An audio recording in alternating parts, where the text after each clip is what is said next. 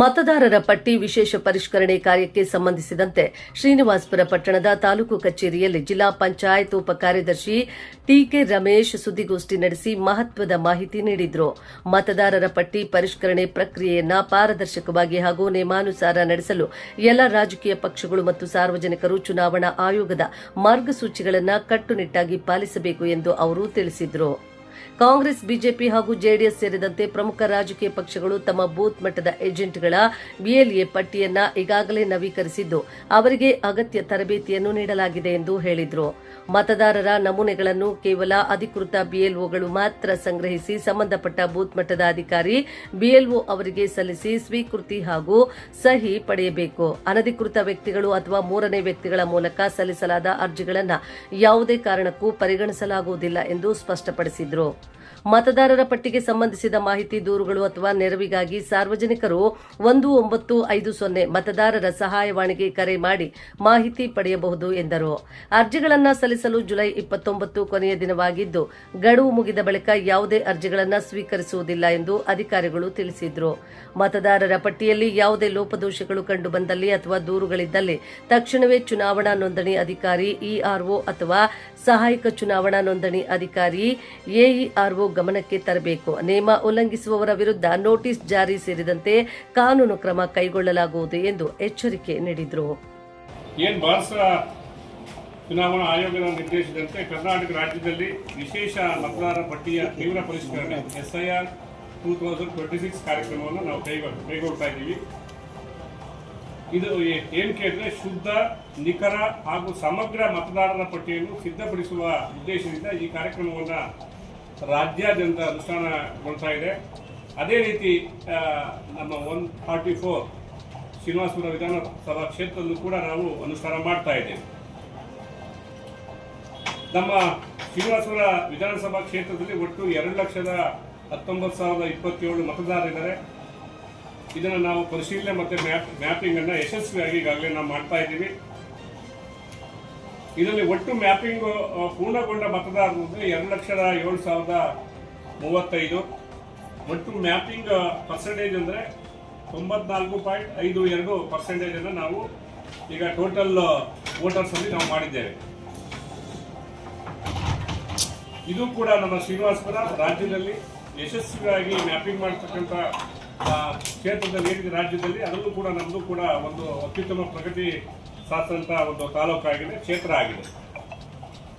ಇದು ನಮ್ಮ ಕಾರ್ಯಕ್ರಮಗಳ ಪಟ್ಟಿ ಏನೇನು ಅಂದರೆ, ಈಗಾಗಲೇ ತಮಗೆಲ್ಲ ಗೊತ್ತಿದೆ, ಸಿದ್ಧತೆ, ತರಬೇತಿ, ಮುದ್ರಣವನ್ನು ಈಗ ಸಂಬಂಧಪಟ್ಟದ್ದು ಏನು ನಮ್ಮ ಪ್ರಿಂಟಿಂಗು ವಗೇರೆ ಎಲ್ಲ ಜೂನ್ 20, 2026 ಅಂದರೆ ಇವತ್ತಿನವರೆಗೆ, ಜೂನ್ 20ರಿಂದ ಸ್ಟಿಲ್ ಡೇಟ್ವರೆಗೆ ಏನು ಪ್ರಿಂಟಿಂಗು ಮತ್ತು ಇತರ ಎಲ್ಲ ಆಕ್ಟಿವಿಟೀಸ್ ನಾವು ಮಾಡಿದ್ದೇವೆ. ನಾಳೆಯಿಂದ BLOಗಳು ಮನೆ ಮನೆ ಭೇಟಿ ಮಾಡ್ತಾರೆ. ಅಪ್ ಟು ಇಲ್ಲಿಗೆ ಜುಲೈ 29ವರೆಗೆ ಮನೆ ಮನೆ ಭೇಟಿ ಮಾಡುವಂಥ ಒಂದು ವ್ಯವಸ್ಥೆ. ಈ ನಮ್ದು ಏನಿದೆ ಮತಗಟ್ಟಿನ ಪುನರ್ವಿಂಗಡಣೆ, ಇದನ್ನು ಜುಲೈ 29ರಲ್ಲಿ ನಾವು ಮಾಡ್ತೇವೆ. ರ್ಯಾಷನೈಸೇಷನ್ ಏನಿದೆ ಅಲ್ಲ PS, ಅದನ್ನು ನಾವು ಜುಲೈ 29ರಲ್ಲಿ ಮಾಡ್ತೇವೆ. ಡ್ರಾಫ್ಟ್ ಮತದಾರರ ಪಟ್ಟಿ ಪ್ರಕಟಣೆಯನ್ನು ನಾವು 5 ಆಗಸ್ಟ್ 2026ರಂದು ನಾವು ಪ್ರಕಟಣೆ ಮಾಡ್ತೇವೆ. ಇದಕ್ಕೇನಾದರೂ ಒಂದು ಏನು ಡ್ರಾಫ್ಟ್ ಮೇಲೆ ಕರಡುವ ಮತದಾರರ ಪಟ್ಟಿಯ ಮೇಲೆ ಆಕ್ಷೇಪಣೆ ಮತ್ತು ಹಕ್ಕನ್ನು ಚಲಾಯಿಸುವಂಥವರು ಆಗಸ್ಟ್ 5ರಿಂದ ಸೆಪ್ಟೆಂಬರ್ 4ರವರೆಗೆ ಅವರು ಅಪ್ಲೈ ಮಾಡ್ಕೋಬಹುದು, ಆಕ್ಷೇಪಣೆ ಸಲ್ಲಿಸಬಹುದು, ಹಕ್ಕನ್ನು ಚಲಾಯಿಸಬಹುದು. ಏನು ಈಗ ಆಕ್ಷೇಪಣೆ ಮತ್ತು ಹಕ್ಕನ್ನು ಮಂಡಿಸಿದಂಥ ಏನು ನಮ್ಮ ಮತದಾರರಿಗೆ ನೋಟಿಸು ಮತ್ತು ಹಕ್ಕು ಮತ್ತು ಆಕ್ಷೇಪಣೆ ವಿಲೇವಾರಿ ಅವಧಿ, ಇದನ್ನು ನಾವು ಅರ್ಜಿನ ವಿಲೇವಾರಿ ಮಾಡಬೇಕಾಗ್ತದೆ. ಅದರ ನಮ್ಮ ಹಂತದಲ್ಲಿ ನಾವು ಅದನ್ನು ವಿಲೇವಾರಿ ಮಾಡ್ತೇವೆ. ಆಗಸ್ಟ್ 15ರಿಂದ ಅಕ್ಟೋಬರ್ 3ರವರೆಗೆ ಆಕ್ಷೇಪಣೆಗಳಿಗೆ ವಿಲೇವಾರಿ ಒಂದು ಅವಧಿ ಇರ್ತದೆ. ಅದರಲ್ಲಿ ಯಾವುದು ರಿಲೇಬಲ್ ಇರ್ತದೆ, ಹಕ್ಕನ್ನು ಅವ್ರಿಗೆಲ್ಲ ವ್ಯತ್ಯಾಸಗಳಿದ್ರೆ ಅಥವಾ ಕೈ ಬಿಟ್ಟು ಹೋಗಿದ್ರೆ ಅದನ್ನು ಸರಿಪಡಿಸುವಂಥ ಕೆಲಸವನ್ನು ಆ ಅವಧಿಯಲ್ಲಿ ನಾವು ಮಾಡ್ತೇವೆ. ಅಂತಿಮವಾಗಿ ನಾವು ಮತದಾರರ ಪಟ್ಟಿಯನ್ನು, ವೋಟರ್ ಲಿಸ್ಟನ್ನು ಪ್ರಕಟಣೆ ಮಾಡ್ತಕ್ಕಂಥದ್ದು ಅಕ್ಟೋಬರ್ 7, 2026ರಂದು ಅಂತಿಮವಾಗಿ ನಾವು ಪ್ರಕಟಣೆಯನ್ನು ನಾವು ಮಾಡ್ತಾ ಇದ್ದೀವಿ. ಈಗ ಇದರಲ್ಲಿ ವೋಟರ್ಸ್ ಏನು ನಾವು ಇದನ್ನ ಲಿಸ್ಟನ್ನು ಫೈನಲೈಸ್ ಮಾಡಬೇಕಾದ್ರೆ ಬಹಳಷ್ಟು ಕಾರ್ಯಕ್ರಮಗಳನ್ನ ನಾವು ಮುಂಜಾಗ್ರತೆಯಾಗಿ ತಗೊಂಡಿದ್ದೀವಿ. ಮತ್ತೆ ಮುಂದೂ ಕೂಡ ಆ ಕಾರ್ಯಕ್ರಮಗಳು ಏನೇನು ಬಗ್ಗೆ ಅಂತ ಹೇಳ್ತಾ ಹೋಗ್ತೀವಿ. ನಮ್ಮಲ್ಲಿ ನಮ್ಮ ಕ್ಷೇತ್ರಕ್ಕೆ ಶ್ರೀನಿವಾಸಪುರ ವಿಧಾನಸಭಾ ಕ್ಷೇತ್ರಕ್ಕೆ 284 ಬೂತ್ಗಳು ಬರ್ತದೆ. ಇದಕ್ಕೆ 30 ಮೇಲ್ವಿಚಾರಕರಿಗೆ ಸೂಕ್ತ ತರಬೇತಿಯನ್ನು ಈಗಾಗಲೇ ನಾವು ನೀಡಿದ್ದೀವಿ. ಗ್ರಾಮೀಣ ಪ್ರದೇಶ ಗ್ರಾಮ ಪಂಚಾಯಿತಿ ಹಾಗೂ ನಗರ ಪ್ರದೇಶಗಳ ಕಚೇರಿಗಳಲ್ಲಿ ಒಟ್ಟು ಸೇರಿ ಅಂದ್ರೆ 42 BLO ಫೆಸಿಲಿಟೇಷನ್ ಸೆಂಟರ್ಸ್ ಅನ್ನ ನಾವು ಸ್ಥಾಪನೆ ಮಾಡಿದ್ದೀವಿ. ಅಂದ್ರೆ ಇಲ್ಲಿ ಅಂದ್ರೆ ರೂರಲ್ ಅಲ್ಲಿ ಸಂಬಂಧಪಟ್ಟಂಗೆ ಒಟ್ಟು 42ರಲ್ಲಿ ಶ್ರೀನಿವಾಸಪುರದಲ್ಲಿ 25,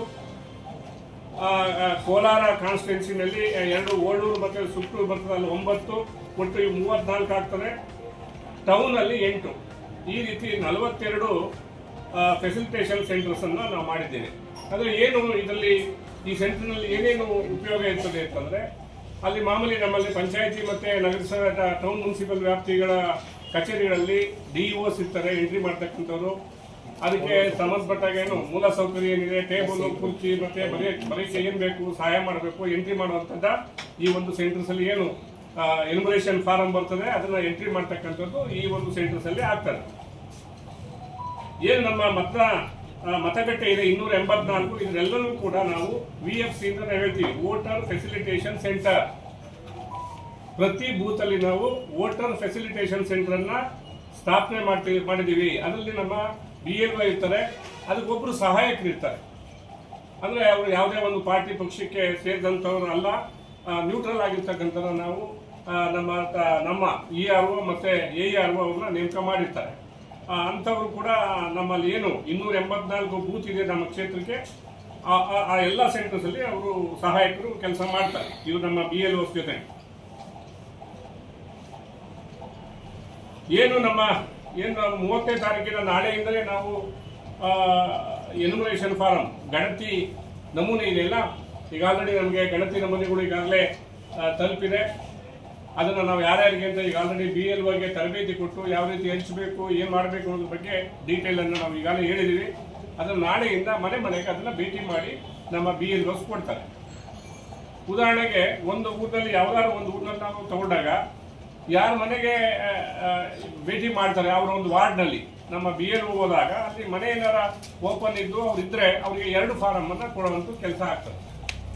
2 ಗಣತಿ ನಮೂನೆಗಳನ್ನು ಎನ್ಯುಮರೇಷನ್ ಫಾರಂ ಅಂತ ಹೇಳ್ತೀವಿ, ಕೊಟ್ಟು ಅವ್ರು ಬರ್ತಾರೆ.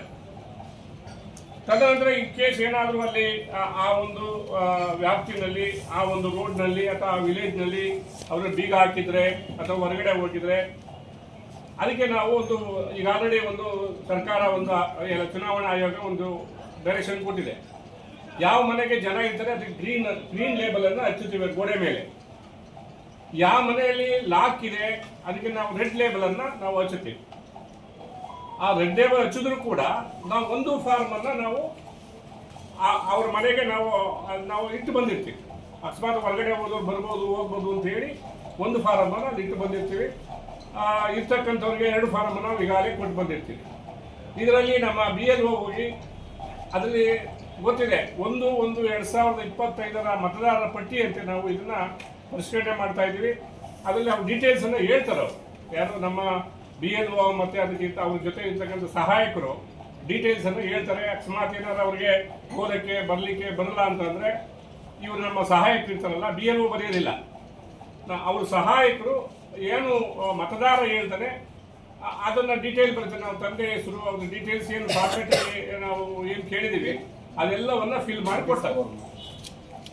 ಮಾಡಿ ಅದ ನಂತರ ಕ್ಲಿಯರ್ ಆದ್ಮೇಲೆ ಸಹಿ, ಕೊನೆ ಅಂತಿಮವಾಗಿ ಅವನು ಸಹಿ ಹಾಕ್ಕೊಡ್ಬೇಕು. ಯಾರು ಮತದಾರ ಏನಿದೆಯಲ್ಲ ಅದು ವೋಟರ್ ಪಟ್ಟಿಗೆ ಸೇರ್ಬೇಕಾದ್ರೆ ಅವನು ಓದಕ್ಕೆ ಬರೆಯಕ್ಕೆ ಬರಲ್ಲ ಅಂದ್ರೂ ಕೂಡ ಅಥವಾ ಒಂದು ಖಾಲಿ ಕೊಟ್ಟರು ಕೂಡ ಸಹಿ ಅಂತಿಮವಾಗಿ ಅವನು ಸಹಿ ಹಾಕೊಟ್ಟಾಗ ನಮ್ಮ ಒಂದು ಸರ್ವೆ ಮಾಡ್ತಾರೆ. ನಮ್ಮ ಯಾರು BLO ಇವ್ರದೇ ಸಹಿ, ಇವ್ರು ಸಹಿ ಹಾಕೊಟ್ಟಿದ್ದಾರೆ ಅಂತ ಹೇಳಿ ಅದು ಎಲ್ಲ ಡೀಟೇಲ್ಸ್ ಅನ್ನ ಅದರಲ್ಲಿ ಎಂಟ್ರಿ ಮಾಡಿ ಕೊಡುವಂಥದ್ದು ನಮ್ಮಲ್ಲಿ ಏನು ವೋಟರ್ ಫೆಸಿಲಿಟೇಷನ್ ಸೆಂಟರ್ ಅಲ್ಲಿ ಆಗ್ತದೆ. ತದನಂತರ ನಮ್ಮ ಏನೀಗಾಗಲೇ BFC ಇದೀವಲ್ಲ, ಬೂತ್ ಲೆವೆಲ್ ಫೆಸಿಲಿಟೇಷನ್ ಸೆಂಟರ್ ಅಲ್ಲಿ ಇದೆಲ್ಲ ಗಣಕೀಕರಣ ಆಗಿ ಅಪ್ಡೇಟ್ ಆಗುತ್ತೆ. ಇದರಲ್ಲಿ ಏನು ಸಣ್ಣ ಪುಟ್ಟ ಏನು ವ್ಯತ್ಯಾಸಗಳಿದ್ರು ಕೂಡ ಅಲ್ಲೇ ನಮ್ಮ BLO ಇರ್ತಾರೆ, ಸೂಪರ್ವೈಸರ್ಸ್ ಇರ್ತಾರೆ, ನಮ್ಮ AERO ಇರ್ತಾರೆ. ಈಗ ನಮ್ಮ UO ಕೂಡ ಅಡಿಷನಲ್ AERO ಮಾಡ್ಕೊಂಡಿದ್ವಿ, BEO ಕೂಡ ಇದರಲ್ಲಿ ಇರ್ತಾರೆ. ಇದೆಲ್ಲನೂ ಕೂಡ ನಿಮಗೆ ಸಹಕಾರ ಕೊಡ್ಕೊಂಡು ಮಾಹಿತಿ ಹೇಳ್ತಾ ಹೋಗ್ತಾರೆ. ಇಲ್ಲಿ ಏನ್ ಮಾಡಿದ್ವಿ, ಈಗ ಕಾಂಗ್ರೆಸ್, BJP ಮತ್ತೆ JDS ಪಕ್ಷಗಳಿಂದ ನಾವು ಈಗಾಗಲೇ BLA 2 ಬೂತ್ ಲೆವೆಲ್ ಏಜೆಂಟ್ ಅನ್ನ ಈಗಾಗಲೇ ನಾವೆಲ್ಲ ರಾಜಕೀಯ ಪಕ್ಷಗಳ ಮುಖಂಡರನ್ನ ಸಭೆ ಕರೆದು ಅದಕ್ಕೆ ಯಾವ ಬೂತ್ಗೆ ಯಾವ ಏಜೆಂಟ್ ಅನ್ನ ಮಾಡಬೇಕು ಅಂತ ಹೇಳಿ ಅವ್ರ ಮೂಲಕ ಈಗ ಆಲ್ರೆಡಿ ನಮಗೆ ಅಪ್ಡೇಟ್ ಮಾಡಿದ್ದಾರೆ. ಅವ್ರಿಗೆಲ್ಲರೂ ಕೂಡ ನಾವು ತರಬೇತಿಯನ್ನು ಕೊಟ್ಟಿದ್ದೀವಿ. ಅವ್ರ ಮೂಲಕನೂ ಕೂಡ ಫಾರಂ ಅನ್ನ ಕಲೆಕ್ಟ್ ಮಾಡೋಂಥ ಫಾರಂ ಅನ್ನ ನಮ್ಮ ಏನು BLO ಕೊಡುವಂಥದ್ದು ಅದೆಲ್ಲ ಬಹಳಷ್ಟು ಡೀಟೇಲ್ಸ್ ಇದೆ. ಎಲ್ಲೇನು ಡೌಟ್ಸ್ ಬಂದ್ರೆ ನಾವು ಅಲ್ಲೇ ಅಪ್ಡೇಟ್ ಮಾಡ್ತಾ ಹೋಗ್ತೀವಿ. ಹೇಗೆ ಮಾಡಬೇಕು ಅದು BLO ಕೊಟ್ಟ ಉದಾಹರಣೆಗೆ ಜನ ಯಾರಾದ್ರೂ ಒಬ್ಬ ಪಾರ್ಟಿ ಕೊಡ್ತಾನೆ, ಯಾವ್ದಾರ ಎನ್ಯುಮರೇಷನ್ ಫಾರಂ ಅವನು ಯಾವ್ದಾರ ರಾಜಕೀಯ ಪಾರ್ಟಿಯ ವ್ಯಕ್ತಿ ಅವನೇ ಮನೇಲಿ ಮಾಡಿಕೊಂಡ್ರೆ ಆ ಮತದಾರ ಬಂದು ಏನಾದ್ರು ನಮ್ಮ AERO ಅಥವಾ ERO ಈ ತರ ನಮಗೆ ಫಾರಂ ಅವ್ರ ಕೈ ಕೊಟ್ಟಿದೀವಿ ನಿಮ್ಗೆ ತಲುಪಿಸಿಲ್ಲ ಅಂತ ನಮ್ಗೆ ಕಂಪ್ಲೇಂಟ್ ಕೊಟ್ರೆ ನಾವು ಅದನ್ನ ಸರಿಪಡಿಸ್ತೀವಿ. ಅದನ್ನ ಮತ್ತೆ ಅವ್ರು ನೋಟಿಸ್ ಜಾರಿ ಮಾಡ್ತೀವಿ. ಸಂಬಂಧಪಟ್ಟ ಯಾರು ಆಥರೈಸ್ಡ್ ಪರ್ಸನ್ ಅವರು ಪಾರ್ಟಿಯ ಏನು ರಾಷ್ಟ್ರೀಯ ಅಥವಾ ನಮ್ಮ ರಾಜ್ಯ ಪಾರ್ಟಿಯ ಒಬ್ಬ ಏನಿದೆ ಪಕ್ಷದ ಏಜೆಂಟ್ ಇದ್ರಲ್ಲ ಅವರು ಕೂಡ ಜವಾಬ್ದಾರಸ್ಥರು. ಅವ್ರಿಗೂ ಕೂಡ ನಾವು ಎಲ್ಲ ಪೂರ್ಣ ಡೀಟೇಲ್ ಅನ್ನ ಕೊಟ್ಟಿದ್ವಿ. ಯಾರು ತಗೊಂಡಂತ ಫಾರಂ ಅನ್ನ ಸಂಬಂಧಪಟ್ಟವರು ನಮ್ಮ BLOಗೆ ಕೊಟ್ಟು ಅದನ್ನ ಎಂಟ್ರಿ ಮಾಡಿಸುವಂತ ಕೆಲಸ ಅದನ್ನ ಮಾಡಬೇಕಾಗ್ತದೆ. ಇದೆಲ್ಲ ನೋಡಿ, ಇದರಲ್ಲಿ ಇಂಪಾರ್ಟೆಂಟ್ ಆಗಿ ಏನಾದ್ರು ವ್ಯತ್ಯಾಸ ಬಂದ್ರೆ ನೀವೇ ಹೆಲ್ಪ್ ಲೈನ್ ಇದೆ 1950 ವೋಟರ್ ಸಹಾಯವಾಣಿ ಕೇಂದ್ರ ಸಂಖ್ಯೆ 1950 ನೀವು ಫೋನ್ ಮಾಡಿದ್ರೆ ನಾವು ಎಲ್ಲ ಮಾಹಿತಿಗಳು ಕೊಡ್ತಾರೆ. ನಿಮ್ಗೆ ಸಹಾಯ ಬೇಕಾದ್ರೆ ಹೇಳ್ತಾರೆ, ಅಥವಾ ಸಮಸ್ಯೆ ಇದ್ರು ಕೂಡ ಅಲ್ಲಿ ನೀವು ನೋಂದಣಿ ಮಾಡ್ಬೋದು, ಏನು ತೊಂದರೆ ಇಲ್ಲ. ಮತ್ತೆ ಸಂಬಂಧಪಟ್ಟ ಡೀಟೇಲ್ಸ್ ಅನ್ನ ನಾವು ಉದಾಹರಣೆ ಅವನೇನಾದ್ರು ಸಹಿ ಹಾಕಿ ಮತದಾರ ಏನಾದ್ರು ಕೊಡದೆ ಹೋದ್ರೆ ನಾವು ಕರಡು ಮತದಾರರ ಪಟ್ಟಿಗೆ ಅವರನ್ನ ಸೇರಿಸೋದಿಲ್ಲ. ಅಥವಾ ಯಾರೋ ಮೂರನೇ ವ್ಯಕ್ತಿಗೆ ಕೊಟ್ಟಿದೆ ಅಂತ ಅಂದ್ರೂ ಕೂಡ ನಾವು ಅದನ್ನ ಒಪ್ಪೋದಿಲ್ಲ. ಯಾರು ಆಥರೈಸ್ಡ್ ಏನು ಏಜೆಂಟ್ ಇದ್ದಾರೆ ಅವರು ಕಲೆಕ್ಟ್ ಮಾಡ್ಕೋಬೇಕು. ಕಲೆಕ್ಟ್ ಮಾಡಿ ನಮ್ಮ BLOಗೆ ಕೊಟ್ಟು ಸಹಿ ಪಡಿಬೇಕು. ಯಾವ ದಿವಸ ಅದನ್ನ ಯಾರಿಂದ ಕಲೆಕ್ಟ್ ಮಾಡಿದ್ರು, ಯಾರು ಕೊಟ್ರು ಅಂತ ಅವರು ಕೂಡ ಅಕ್ಲಾರ್ಮೆಂಟ್ ಇಟ್ಕೋಬೇಕು. ಮತ್ತೆ ನಾವು ಯಾರಿಗೋ ಕೊಟ್ರು ಏನೋ ಆಯ್ತು ಅನ್ನೋದಕ್ಕೆ, ಯಾಕೆ ಇದೆಲ್ಲ ನಿಗದಿತ ಸಮಯದಲ್ಲಿ ಆಗುವಂತ ಕೆಲಸ ಇದು. ನಾವು ಏನು ಈಗ ಆಲ್ರೆಡಿ ನಿಮಗೆ ಡೈರೆಕ್ಷನ್ಸ್ ಕೊಟ್ಟಿದೀವಲ್ಲ, ಯಾವ ಡೇಟು 29 ನಂತರ ಯಾವುದೇ ಕಾರಣಕ್ಕೂ ನಾವು ಎನ್ಯುಮರೇಷನ್ ಫಾರಂ ಅನ್ನ ಪಡೀಲಿಕ್ಕೆ ಅವಕಾಶ ಇಲ್ಲ. ಕಟ್ ಆಫ್ ಟೈಮ್ ಇದು ಎಚ್ಚರ ಇರಬೇಕು ನಮ್ಮ ಮತದಾರರಲ್ಲಿ.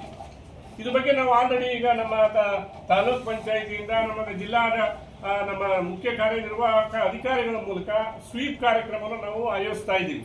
ಇದಕ್ಕೆ ಏನು ಜಾಥಾ ಮಾಡುವಂಥದ್ದು, ಅವ್ರ ಜವಾಬ್ದಾರಿಗಳು ಏನು ಅಂತ ಹೇಳುವಂಥದ್ದು, ಯಾವ ರೀತಿ ಸೇರ್ಪಡೆ ಮಾಡಬೇಕು, ಎಲ್ಲೆಲ್ಲಿ ಮತದಾನದ ಏನು ಫೆಸಿಲಿಟೇಷನ್ ಸೆಂಟರ್ ಇದೆ, ಮತ್ತೆ ಬೂತ್ ಲೆವೆಲ್ ಫೆಸಿಲಿಟೇಷನ್ ಸೆಂಟರ್ ಎಲ್ಲಿದೆ ಅನ್ನೋದ್ರ ಬಗ್ಗೆ ಅವರೆಲ್ಲರೂ ಕೂಡ ಪ್ರಚಾರ ಮಾಡ್ತಾರೆ. ಸೈಕಲ್ ರ್ಯಾಲಿ ಮಾಡ್ತಾರೆ, ನಮ್ಮ ಅಂಗವಿಕಲರ ಒಂದು ಏನು ವೋಟರ್ಸ್ ಇದೆ ಅವರು ರ್ಯಾಲಿ ಮಾಡ್ತಾರೆ, ಮತ್ತೆ ಮಹಿಳಾ ಸ್ತ್ರೀಶಕ್ತಿ ಸಂಘದ ಸದಸ್ಯರು ರ್ಯಾಲಿ ಮಾಡ್ತಾರೆ, ಮತ್ತೆ ಪಂಚಾಯತಿ ಮೂಲಕ ಮತ್ತೆ ನಮ್ಮ ಟೌನ್ ಮುನ್ಸಿಪಲ್ ಮೂಲಕ ಪಾಂಪ್ಲೆಟ್ಸ್ ಮೂಲಕ ಇದನ್ನ ಮಾಹಿತಿಯನ್ನ ಮನೆ ಮನೆಗೆ ಹಂಚುವಂತ ಕೆಲಸನೂ ಕೂಡ ನಮ್ಮ ಏನು ಸ್ವೀಪ್ ಕಮಿಟಿ ನಮ್ಮ ಮುಖ್ಯ ಕಾರ್ಯನಿರ್ವಾಹಕ ಅಧಿಕಾರಿಗಳು ತಾಲೂಕು ಮಟ್ಟದಲ್ಲಿ ನಮ್ಮ EO ಸರ್ವೇಶ್ವರು ಇದೆಲ್ಲನೂ ಮಾಡ್ತಾರೆ. ಇದನ್ನು ಕೂಡ ನೀವು ಮಾಹಿತಿಯನ್ನ ಪ್ರಚಾರಕ್ಕೆ ಸಂಬಂಧಪಟ್ಟಂಗೆ ನೀವು ಇದರಲ್ಲಿ ತಗೋಬಹುವಂತ ಅವಕಾಶಗಳಿದೆ. ಇದರಲ್ಲಿ ಇನ್ನೇನು ಮಾಹಿತಿ ಇರಲಿ. ಅರ್ಹತಾ ದಿನಾಂಕ ಅಂತ ನಾವೇನ್ ಹೇಳ್ತೀವಿ, ಪತ್ರಿಕೆಯಲ್ಲಿ ಈಗ ಆಲ್ರೆಡಿ ಎಲ್ಲ ಪ್ರಕಟ ಆಗದೆ 1ನೇ ಅಕ್ಟೋಬರ್ 2026 ಅಂತ ಹೇಳ್ತೀವಿ. ಅಂದ್ರೆ 18 ವರ್ಷ ತುಂಬಿರಬೇಕು ಈ ಮತದಾರರ ಪಟ್ಟಿಗೆ ಸೇರ್ಪಡೆ ಆಗ್ಬೇಕಾದ್ರೆ. ಎನ್ಯುಮರೇಷನ್ ಫಾರಂ ಅವ್ರಿಗೆ ಸಿಗಬೇಕಾದ್ರೆ ಅಕ್ಟೋಬರ್ 1ಕ್ಕೆ ಅವ್ರಿಗೆ 18 ವರ್ಷ ಫಿಲ್ ಆಗಿರ್ಬೇಕು. ಅಂಥವ್ರಿಗೆ ಮಾತ್ರ ಅವಕಾಶ ಇದೆ. ಅದರಲ್ಲಿ ತಮಗೆಲ್ಲ ಗೊತ್ತಿದೆ 1/1/2025 ವೋಟರ್ ಲಿಸ್ಟ್ ಮೇಲೆ ನಾವು ಎನ್ಯುಮರೇಷನ್ ಫಾರಂ ಅನ್ನ ನಾವು ಇಶ್ಯೂ ಮಾಡ್ತಾ ಇದ್ದೀವಿ. ಇದಕ್ಕೆ ಇನ್ನೂ ಡೀಟೇಲ್ ಆಗಿ ಬಹಳಷ್ಟು ಇದೆ. 2002ರಲ್ಲಿ ಈಗಾಗಲೇ ತಮಗೆ ಗೊತ್ತಿದೆ 2002ರಲ್ಲಿ ಪರಿಷ್ಕರಣೆ ಆದಂಥದ್ದು. 2026ಕ್ಕೆ 24 ವರ್ಷದ ನಂತರ ನಾವು ಮಾಡ್ತಾ ಇದ್ದೀವಿ. 2002ರಲ್ಲಿ ಏನು ಮತದಾರ ಪಟ್ಟಿ ಇತ್ತು ಮತ್ತೆ 2025 ಮತದಾರ ಪಟ್ಟಿಯಲ್ಲಿ ಏನು ವ್ಯತ್ಯಾಸಗಳಿದೆ ಅದನ್ನೆಲ್ಲವೂ ಕೂಡ ಈ ಹಂತದಲ್ಲಿ ನಾವು ಸರಿ ಮಾಡುವಂಥದ್ದು. ಅದನ್ನ ಕರೆಕ್ಷನ್ಸ್ ವಗೇರೆ ಎಲ್ಲನೂ ಕೂಡ ಅವಕಾಶ ಇದೆ. ಯಾಕಂದ್ರೆ ನಿಮ್ಗೆ ಅರ್ಜಿ ಹಾಕ್ಲಿಕ್ಕೆ ಅಲ್ಲಿ ಆಕ್ಷೇಪಿಸಲಿಕ್ಕೆ ಅವಕಾಶ ಇರೋದ್ರಿಂದ ಎಲ್ಲ ಸಮಸ್ಯೆಗಳನ್ನ ನಾವು ಈ ಹಂತದಲ್ಲಿ ಸಾಲ್ವ್ ಮಾಡ್ತೀವಿ. ಮತ ಒಂದು ಕಡೆ ಇರುತ್ತೆ, ಬೇರೆ ಕಡೆ ಹೋಗಿ ಜೀವನ ಮಾಡ್ತಿರ್ತಾರೆ. ಅವ್ರ ಪರಿಸ್ಥಿತಿ ಮತ್ತೆ ಅವರು ಇಲ್ಲಿಂದ ಅಲ್ಲಿಗೆ ಹೋಗಿ ಅವ್ರ ಮಾಹಿತಿ ಗೊತ್ತಾಗಿ ಇದು ಮಾಡಬೇಕಾಗುತ್ತೆ ಸಮಸ್ಯೆ. ಅಂದ್ರೆ ಇಲ್ಲಿ ನೋಡಿ, ಯಾವುದೇ ವೋಟ್ ಲಿಸ್ಟ್ ಅನ್ನ ಸೇರ್ಬೇಕಾದ್ರೆ ಕನಿಷ್ಠ ಆ ಸ್ಥಳದಲ್ಲಿ 6 ತಿಂಗಳು ಇರಬೇಕು. ಇದು ತಮಗೆ ಮಾಹಿತಿ ಇಲ್ಲ. ಅವರು ಬೇಕಾದ್ರೆ ಉದ್ಯೋಗ ಅರಸಿ ಬೇರೆ ಕಡೆ ಹೋಗಿಲ್ಲ, ಅವನು ಔಟ್ ಆಫ್ ಏರಿಯಾದಲ್ಲಿ ಹೋಗಿರ್ಲಿ, ಬೇರೆ ಕಾನ್ಸ್ಟಿಟ್ಯೂನ್ಸಿಲಿ ಇರಲಿ, ಬೇರೆ ಸ್ಟೇಟ್ ಹೋಗಿರ್ಲಿ, ಬೇರೆ ಎಲ್ಲಾದ್ರೂ ಹೋಗಿದ್ರು ಕೂಡ ಅವನು ಏನು ವೋಟ್ ಲಿಸ್ಟ್ ಸೇರುವಂತ ಜಾಗದಲ್ಲಿ 6 ತಿಂಗಳು ಒಳಗಡೆ ಅವನು ವಾಸಿಯಾಗಿರ್ಬೇಕು ಅಂತ ದೃಢೀಕರಣ ಆಗಬೇಕು. ಅದು ಇಂಪಾರ್ಟೆಂಟ್. ಅವಾಗ ಮಾತ್ರ ಸಾಧ್ಯ. ಸರ್, ಈಗ ತಾಲೂಕು ಈ ಯಾರ ಕೈಗೆ ಯಾರು ಫಾರಂ ಕೊಟ್ರೆ ಅವರ ಪರ ಅನ್ನೋದು ಎಲ್ಲೋ ಒಂದು ಮೂಲೆಯಲ್ಲಿ ಆ ಒಂದು ಮನಸ್ಥಿತಿನ ಅವರು ಕ್ರಿಯೇಟ್ ಮಾಡ್ಕೊಳ್ತಾರೆ. ಬಟ್ ಅದಿಲ್ಲ, ಅವ್ರು ಕ್ರಿಯೇಟ್ ಮಾಡ್ಕೊಳ್ಳೋದು ರಾಜಕೀಯ ಪಕ್ಷಗಳು ಕ್ರಿಯೇಟ್ ಮಾಡ್ಕೊಳ್ತಾರೆ ಹೊರತು ನಾವು ಆಸ್ ಎ ರೂಲ್ ಚುನಾವಣಾ ಆಯೋಗದಲ್ಲಿ ಎಲ್ಲರೂ ಇದರಲ್ಲಿ ಒಂದೇ ಸಮಾನರು. ಆದರೆ ಏನಾದರೂ ಈ ಉದಾಹರಣೆ ನಾನು ಅದನ್ನೇ ಮೊದಲೇ ಹೇಳಿದ್ದೀನಿ, ಯಾವ್ದಾರ ವ್ಯಕ್ತಿ ಯಾವ್ದಾರ ರಾಜಕೀಯ ಏಜೆಂಟು ಅಂದ್ರೆ ನಮ್ಮ ಪಾರ್ಟಿಯ ಏಜೆಂಟು ಬಂದು ಆ ಫಾರಂ ಯಾವುದೋ ಒಬ್ಬ ಅವನಿಗೆ ಆಗನೋ ಆಗದಿರೋ ಫಾರಂ ತಗೊಂಡು ಅವ್ನು ಮಡಿಕೊಂಡ್ರ ಅಂದ್ರೆ ಅವನು ಏನಾರ BLO ಕೊಡ್ಲಿಲ್ಲ ಅಂದ್ರೆ ಅದನ್ನ ನಮಗ್ ಗೊತ್ತಾಗೋದಿಲ್ಲ. BLO ಏನ್ ಮಾಡ್ಬೇಕು, ಅಥವಾ ಅವ್ನು ನೇರವಾಗಿ ಅರ್ಜಿ ಕೊಡ್ಬೇಕು, ಅಥವಾ ತಹಶೀಲ್ದಾರ್ ಇರ್ತಾರೆ, ಯಾರು ARO ಅಥವಾ ERO ಇರ್ತಾರೆ, ಅವ್ರಿಗೆ ನೇರವಾಗಿ ಕಂಪ್ಲೇಂಟ್ ಮಾಡಬೇಕು. ನಾನು ಇಂಥವ್ರ ಕೈಗೆ ನಾನು ಅರ್ಜಿ ಕೊಟ್ಟಿದ್ದೀನಿ ಎನ್ಯುಮರೇಷನ್ ಫಾರಂ ಅನ್ನ, ಅವರು ನೀವು ತಲುಪಿಸಿದಾರ ಬೇಕು ಖಾತ್ರಿ ಪಡಿಸ್ಕೋಬಹುದು. ಅವ್ರು ಅರ್ಥ ಆಯ್ತಲ್ಲ? ಯಾವುದೇ ಅವಘಡಕ್ಕೆ ಅವಕಾಶ ಇಲ್ಲ. ನಾವು ಎಲ್ಲವನ್ನ ಕೂಡ ನಾವು ಅವರಿಗೆ ತರಬೇತಿ ಕೊಡುವಂತ ಟೈಮಲ್ಲಿ ಏನ್ ಬೂತ್ ಲೆವೆಲ್ ಏಜೆಂಟ್ಸ್ ಇದ್ದಾರೆ, ಪಕ್ಷಗಳ ಏಜೆಂಟ್ಗಳಿಗೆ ನಾವು ಎಲ್ಲನೂ ಪೂರ್ಣ ಕೊಟ್ಟಿದ್ದೀವಿ. ಅರ್ಥ ಆಯ್ತಲ್ಲ?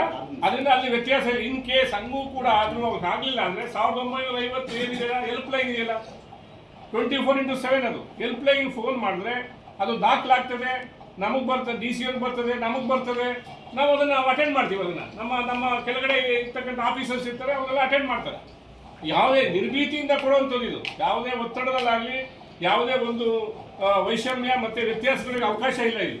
ಸರ್, ಮತ್ತೆ ಇನ್ನೊಂದು ಎನ್ಯುಮರೇಷನ್ ಫಾರ್ಮ್ನ ಫಿಲ್ ಮಾಡಿ, ಆಲ್ರೆಡಿ ಮ್ಯಾಪಿಂಗ್ ಆಗೋಗಿರೋದು, ಎನ್ಯುಮರೇಷನ್ ಫಾರ್ಮ್ ಫಿಲ್ ಮಾಡಿ ಕೊಟ್ಟರೆ ಸಾಕು, ಅವರದ್ದು ಮತದಾನ ಪಟ್ಟಿನಲ್ಲಿ ಹೆಸರು ಉಳ್ಕೊಂಡು. ಒಂದು ನಿಮಿಷ, ಆಮೇಲೆ ಇದಕ್ಕೆ ಯಾವ ದಾಖಲೆನೂ ಕೊಡಂಗಿಲ್ಲ. ಎನ್ಯುಮರೇಷನ್ ಫಾರಂ ಜೊತೆನಲ್ಲಿ ಯಾವುದೂ ಕೊಡಂಗಿಲ್ಲ. ಆಲ್ರೆಡಿ ಮ್ಯಾಪಿಂಗ್ ಆಗಿದೆ. ಈಗ ನೀವು ಲೆಕ್ಕ ಹಾಕೊಳ್ಳಿ, 2019 2,19,000 ವೋಟರ್ಸ್ ಇದೆ ನಮ್ಮಲ್ಲಿ. 2,07,000 ಈಗ ಆಲ್ರೆಡಿ ಎನ್ರೋಲ್ ಆಗಿದ್ದಾರೆ. ಈ 2,07,000 ಯಾವುದೇ ದಾಖಲಾತಿಗಳನ್ನ ಕೊಡೋ ಅಗತ್ಯ ಇಲ್ಲ. ಇಲ್ಲಿ ಬಾಕಿ ಇರೋದು ಎಷ್ಟು? 2,19,700 ಎಷ್ಟಾಯ್ತು? ಇನ್ನ 11,000. ಸರ್, ಈಗ 11,000 ಜನನು ಎನ್ಯುಮರೇಷನ್ ಫಾರ್ಮ್ ಫಿಲ್ ಮಾಡಿಕೊಟ್ರೆ ಅವರು ಸಹ ಏನು ದಾಖಲೆ ಕೊಡೋದು ಬೇಕಿಲ್ಲ. ಅವರು ಕೊಡೋ ಯಾವುದೇ ದಾಖಲೆ ಕೇಳೋ ಅಗತ್ಯ ಇಲ್ಲ. 2002 ಅವ್ರದ್ದಾಗ್ಲಿ ಅವ್ರ ತಂದೆ ತಾಯಿದಾಗ್ಲಿ 2002 ವೋಟರ್ ಲಿಸ್ಟ್ ಮಾಹಿತಿ ಫಿಲ್ ಮಾಡಿಕೊಟ್ರೆ ಏನು ದಾಖಲೆ ಕೊಡೋ ಅವಶ್ಯಕತೆ ಇಲ್ಲ. ಫಸ್ಟ್ ಆಫ್ ಆಲ್ ಇಷ್ಟು ಮಾಡಬೇಕು. ಈ ಹಿಂದೆ 2002ರಲ್ಲಿ ಮತದಾರ ಪಟ್ಟಿ ಪರಿಷ್ಕರಣೆ ಆಗಿದೆ. ಒಂದು 3-4 ವರ್ಷ ತಡವಾಗಿ ಆಗ್ತಾ ಇದೆ. ಈಗ ಆಕ್ಟ್ ಪ್ರಕಾರ ನಮ್ಮ ಚುನಾವಣಾ ಆಯೋಗದ ನಿಯಮದ ಪ್ರಕಾರ ಎವ್ರಿ 20 years ಆಗುತ್ತೆ. ಅದು ಸೇಮ್, ಅದು ಏನ್ ಹಿಂದೆ ಏನ್ ನಡೆದಿತ್ತು ಅದನ್ನೇ ಮಾಡ್ತಕ್ಕಂಥ, ಇದೇನು ಹೊಸದಾಗಿ ಏನಿಲ್ಲ. ಈ ಚುನಾವಣೆ